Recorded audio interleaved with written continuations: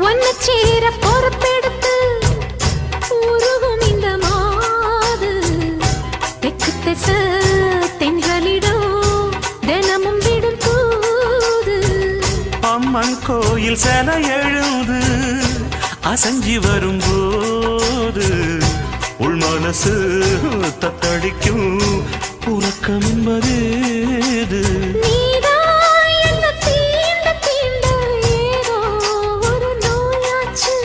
நான் தான்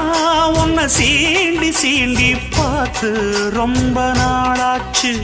கொஞ்சம் இடம் கொடுத்த பச்சை கொடி பிடிச்சா எத்தனையோ வித்தைகளை இப்பவே நீ காட்டிடுவே செந்தூர பாண்டிக்கொரு சோடி கிளி கூட தந்த